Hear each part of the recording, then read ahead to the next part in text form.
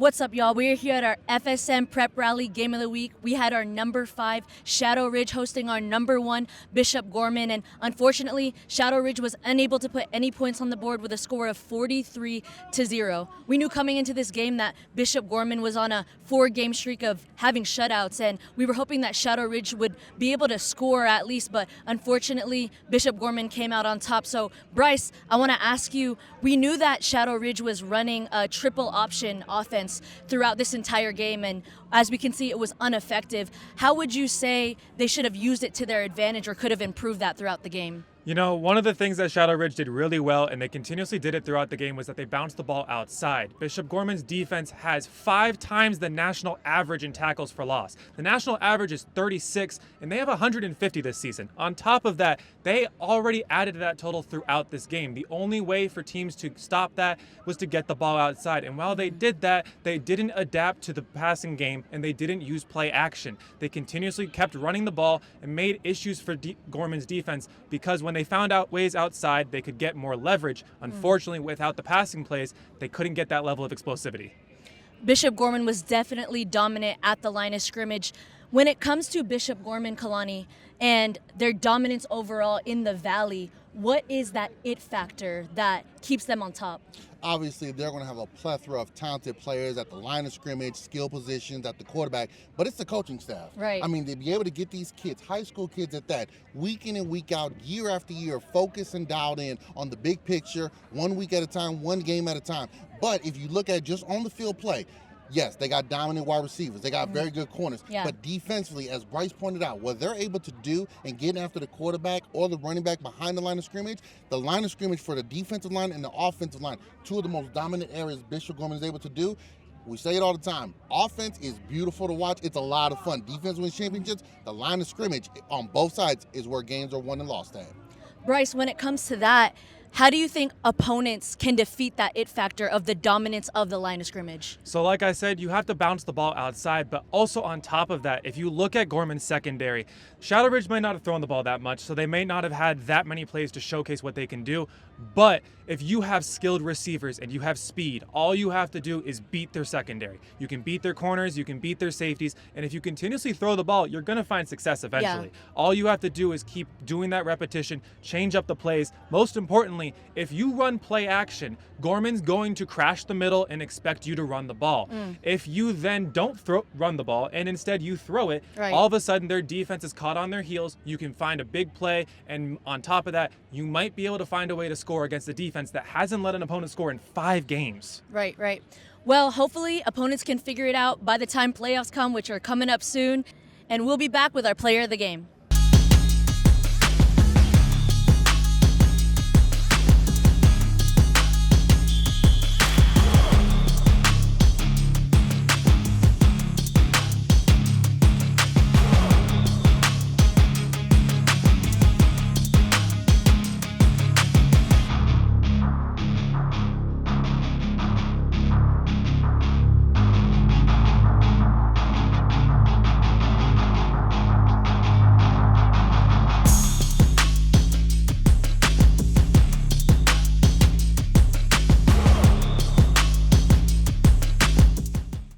What's up, y'all? We are here with our player of the game, QB1, Micah Eugenio. Congrats, Micah, on the dub. Here's some swag from the team, Thank you. Yeah, no problem, no problem. All right, Micah, let's get straight to it. So your offense is basically an everybody eats type offense, very similar to the Buffalo Bills. You just keep feeding that ball to all of your receivers. So how do you throw with such effectiveness throughout your entire game?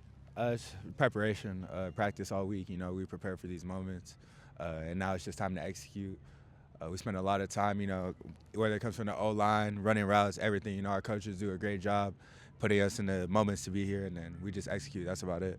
Speaking of your receivers, let's shout out some receivers. You got just a lot of different types of receivers on there. You want to shout them out for me? Yeah, we got a lot of great guys. I mean, of course, you got Zyron, young guy. He's gonna take over the town in a couple of years. You got Kinda, Messiah, and then Nichols. You know, Kinda's a guy very underrated. I bet a lot of colleges would love to have him. So For sure. very under the radar, but I think he's probably one of the best, like I said. And then you got Messiah, came into us this year. He was originally from Vegas, Wow. but he came back and, you know, He's just tearing it up. And then you got Nichols too. He's a guy that just burned past everyone. Let's talk about your offensive coordinator. How has he impacted your style of play and you as a player overall? I feel like he's a great coach. Probably the best coach I've ever been with. There's another one too, but It's all right. but I mean, just the way he calls players, he sees the game differently from a lot of people. So big shout out to him and whatever he's doing. I mean, he's just a great coach, and I love him. I know we was talking about it a little on the side before this, but you recently committed to Hawaii, so shout out Hawaii. Anything you want to say about your commitment and just Hawaii overall? I just felt like it was the right move. I'm usually from Hawaii. I got a lot of guys from Gorman that went there, so they kind of like a pipeline going there. So can't wait to be back home and be with my brothers again. All right, shout out to Hawaii, shout out to your commitment, and good luck on the rest of playoffs. Thank you. Just 1 second. Oh, Just here 1 we go, second, here Miss we Hannah, go. if you don't mind, real Here we quick. What's go. going on, QB? How you doing, Micah? Good to see you again. Micah, over the years, obviously, as a quarterback, you've had a lot of coaches train you and influence you. I just want to know, are there any particular coaches you've had throughout your playing career that you want to maybe give a shout out to? There's two from my Vegas Strong 13th year. I got my dad. It was the OC, and then it's a random coach. I think his name was like Coach Kalani or something. Oh, man. So, he's a big influence on me. And obviously, I don't know where he is now. But, man, I love both of them. I'll tell you what, Coach Kalani sounds amazing. And for any kids out there who want to make it to Bishop Gorman and go to University of Hawaii, Coach Kalani will lead you to the way, lead you into the light. Thank you guys for SFM. This is the Prep Rally. This is Micah. Thank you so much, my brother. And where down we go, go, go, go, go. Oh, where down we go, go, go, go, go. So where down we go, go, go. Way down we go. Whoa, you let your feet run wild. Thomas, come as we all go down. Yeah, but for the folk who my heart, do you dare to look them right in the eyes? Yeah. Oh, 'cause say we run you down, down to the door. Yeah, someday we run you down, down to you. And we are back with Bishop Gorman's head coach, Brent Bronner. Coach, yet again, another victory. Talk about coming on the road this far out into Las Vegas. What was it like getting the team ready for this road trip? This is always a tough team. Travis does a great job with this team. They're very well coached. They have an offense that you don't see very much, right? So you have to take a lot of time and be disciplined in doing this triple option thing that they do. But you know what? He does a phenomenal job at it. They're 8-1 for a reason. It's because of his coaching. And like I said, every year we play. We always say this is probably one of the harder games we always play. It doesn't matter his talent level. It's his coaching is phenomenal.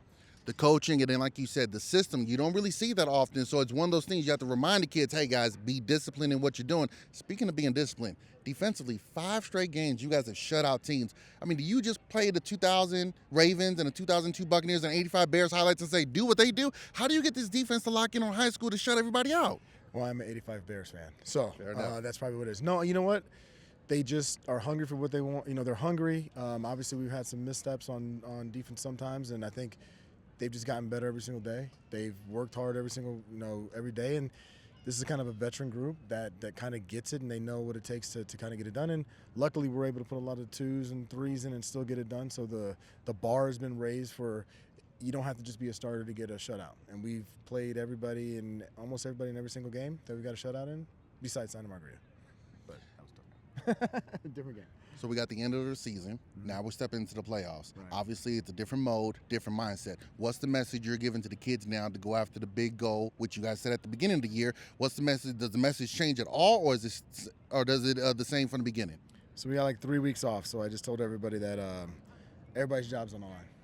So if you don't show up for 3 weeks, guess what? Somebody's gonna take your job. We've done it before. It's happened all the time. So you got to stay sharp for 3 weeks to play in the game. So if you think you're just gonna play around, it ain't gonna happen. 2, I think, with this new system, I think it's an opportunity for us to look at and make sure that we got the right 4 teams up there. I think there was a clause that Tim Jackson had said about they're going to look at what 4 teams are there and they're going to make sure the right 4 are there. So, just because the rubrics are different and, level of play and things like that, and some teams that might have lost a couple games might still be deserving to be in that top 4, right? And we just need to make sure that we get the right 4 in there and let the guys, and what it was meant for was to let some guys that like Travis, that have a chance to win a state championship maybe at the other level, to like have that opportunity. Again, they were 8-1. Yes. They played out of state teams. Like, he should have the chance to actually do that. And I just hope he gets that chance, and maybe not playing in the top division, but maybe playing in the other division, which I think they would be amazing at. Coach, well said. We look forward to seeing when you guys do return to the field and how the rest of the playoffs goes out here in the Valley. Thank you for your time. This is Coach Brent Brown for Bishop Gorman. This is the FSM. Stay tuned for more.